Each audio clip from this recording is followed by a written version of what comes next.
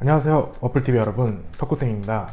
오늘은 대졸자 전형을 준비하거나 시작하기 위해 알아보고 있는 분들을 위해 주의해야 되는 점에 대해 알려드리도록 하겠습니다. 혹시 내가 이런 상황에 놓여 있지 않나? 라고 생각이 든다면 오늘 영상 주의 깊게 보길 바랍니다. 지금 카톡 채널에 스펙타임 검색 후 채널 추가 또는 말풍선을 누르면 석구쌤이 상담을 도와드립니다. 우선 대졸자 전형에 대해 전반적으로 무엇인지 알아야겠죠. 대졸자 전형이라는 것은 전문대에 들어가고는 하나의 방식으로 전문대 이상의 학력을 가지고 있으면 지원을 하여 1학년으로 신입학을 하게 됩니다.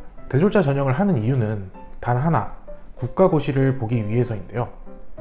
간호사, 물리치료사, 방사선사, 치의생사 등 이 직업을 갖고 싶다면 국가고시에 응시하여 통과를 해야 되는데, 이 시험을 볼 수 있는 자격은 관련 학과를 졸업했을 경우에만 응시를 할 수가 있어요. 아무리 여러분이 4년제나 전문대를 나왔다라고 해도 관련 전공이 아니면 국가고시를 볼 수 없습니다. 꼭 대졸자 전형으로만 들어갈 수 있나요? 물론 관련 학과에 들어가는 방식은 대졸자 전형과 편입 두 가지 방법이 있어요. 편입으로 들어가게 되면 2학년 내지 3학년으로 들어가게 되는데, 대졸자 전형으로 들어가게 되면 1학년부터 다니게 됩니다. 하지만 왜 대졸자 전형을 선택을 할까요? 가장 큰 이유는 편입에 비해 대졸자 전형은 준비할 것이 없기 때문이라고 생각을 해요.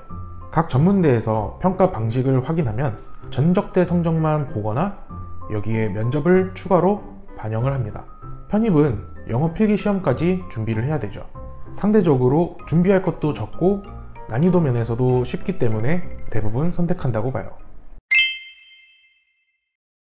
그럼 이렇게 대졸자 전형을 하기 위해 학점 은행제를 이용하여 전문학사 학위 취득 과정을 하는 경우 무엇을 주의해야 될까요? 일단 여러분이 목표로 하는 학교가 있다면 해당 학교의 모집 요강을 살펴봐야 됩니다. 지원 자격을 살펴보게 되면 꼭 확인해야 되는 부분이 있는데요. 지금 보시는 지원 자격을 보게 되면 학위 취득 예정자는 지원할 수 없다라는 문구를 확인할 수 있어요. 기본적으로 대졸자 전형은 수시 1차를 10월부터 원서를 접수할 수 있는데, 이때 이미 전문학사 학위를 보유하고 있어야 된다는 것이죠. 학점은행제는 학위를 1년에 2번 신청할 수 있는데 6월 15일부터 7월 15일, 12월 15일부터 1월 15일 이렇게 기간이 정해져 있기 때문에 해당 기간이 아니면은 학위를 신청할 수 없어요. 다시 말해 대졸자 전형 수시 1차에 지원하고 싶은 학점 은행제를 이용해 전문학사 학위 과정을 진행하고 있는 분이라면 적어도 7월에는 학위 신청을 완료해야 된다는 것이죠. 지금부터는 대졸자 전형을 하고 싶어하는 분들이 많이 하는 질문인데요. 먼저 전문대 이상의 학력을 가진 분들이 하는 질문입니다. 학위를 다시 만들어야 되나요? 결론부터 말씀드리면 0부터 시작하는 것이 좋아요.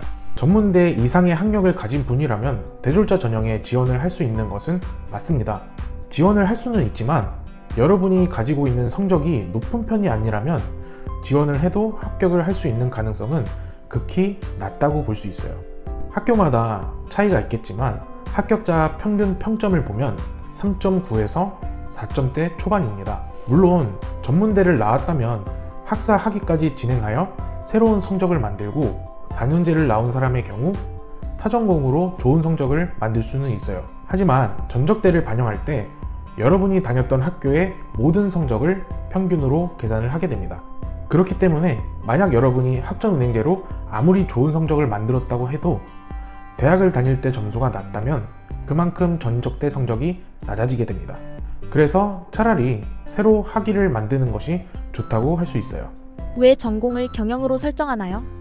이 질문에 대해서 예전 영상에서도 언급한 적이 있는데, 일단 0부터 시작을 해야 되고 전문학사 학위를 취득하기 위해서는 총 80학점을 이수해야 됩니다. 온라인 수업만으로 학점을 이수하게 된다면 2년의 기간이 걸리기 때문에 이 기간을 줄이기 위해 자격증을 포함해 다른 방식으로 학점을 이수하게 되죠. 전문학사 과정에는 자격증이 총 2개까지 인정을 받을 수 있는데, 이 부분에서 경영을 선택한 이점을 발견할 수 있어요. 자격증의 종류가 다양하면서 높은 학점을 받을 수 있기 때문이죠. 예를 들어 온라인 수업으로 1년 이수 제한 42학점을 들었다고 가정을 하면 전문학사까지 남은 것은 38학점이죠. 여기에 매경 테스트를 취득하면 18학점, 독학사 1단계 5과목을 하면 20학점으로 끝낼 수 있어요. 2개로 제한되어 있는 자격증은 전공만 2개 또는 전공 1개, 일반 1개 이렇게 취득할 수 있으니 어떻게 취득할지는 한번 생각해 보는 것이 좋을 것 같아요. 오늘은 미래의 간호사, 물리치료사, 방사선사를 하고 싶은 분들이 선택하는 대졸자 전형에 대해 알아보고 조심해야 되는 부분을 알려드렸는데요. 여러분이 하고 싶은 분야가 있지만 걱정이 되는 부분이 있다면 언제든 저에게 연락을 하세요. 그 고민 제가 해결해 드릴게요. 그럼 지금까지 와플TV 석구쌤이었습니다. 모바일 카카오톡에서 스펙타임을 검색한 후 친구 추가를 하고 물어보시면 바로 알려드려요.